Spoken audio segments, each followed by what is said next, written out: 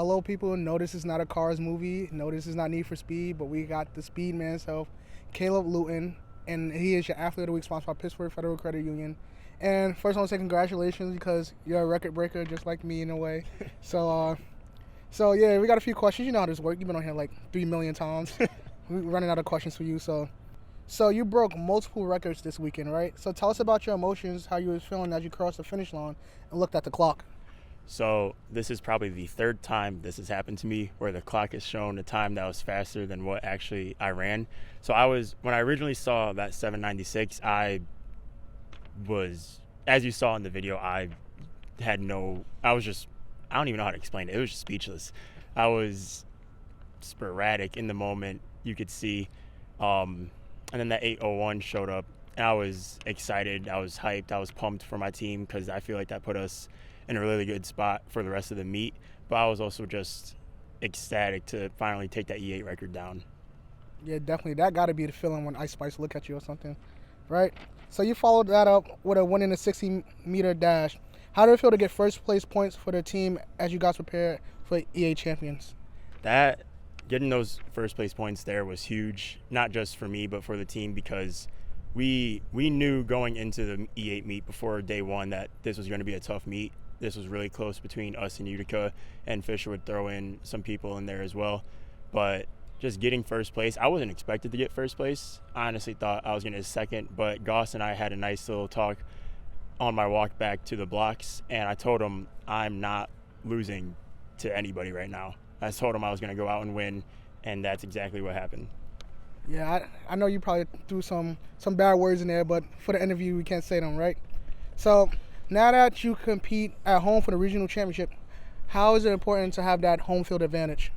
So for me, I'm not competing this weekend. I'm getting myself ready for nationals, but for the rest of the team, having that home court advantage, it's huge because these are blocks we've used all season, the pits we've used all season, the hurdles we've used all season, everything here we've used all season. So we should get better performances than we did last week. So it should be good. Yeah, definitely. It's no place like home, right? So we all want to know, how do you get zoned in? How do you get locked in? Is it a certain space in the GTC that you go to? Or like what music do you listen to get pumped? So music kind of goes anywhere. Depending on how early it is, I'll listen to some classical. As I get closer to the race, I'll maybe put some like hard rock, screamo on. But it's one of the two. But at Houghton this year, there was no music.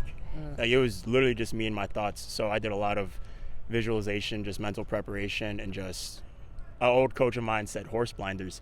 So you just focus on your own race. You don't see anybody next to you, and that's just a lot of what I did. Definitely. That's the David Goggins effect. You feel me? So you're a multi-sport athlete, right? Mm-hmm. Has it been anybody who helped influence you on your career to become a track athlete? I'd say the biggest person who really influenced me was my sister, because in high school and middle school, she also did volleyball and track. She didn't do club volleyball like I did, but she did volleyball and track in high school, and then went to University of Michigan and just focused on track. And just being able to see her do it, I was like, yo, I could do this. And then just me and her have been partners in crime since when it comes to those two sports. Yeah, definitely, man. That's a rich family right there. That's sensational, right? So last question is what everybody want to know, including me. Okay. Who does your hair before the game, or do you do it yourself? I wish I had the skills to do it myself. My sister does it, though. My sister, I'll either drive back home to Buffalo. It's like hour and a half, hour 15, doesn't matter. But I'll either drive back home and she'll do my hair, or she'll come up here and she'll braid my hair. So I got to get her an E8 shirt because she contributed to that win. Definitely, man. With the hair braided, that's plus 10 speed. Yep. Until next time, people.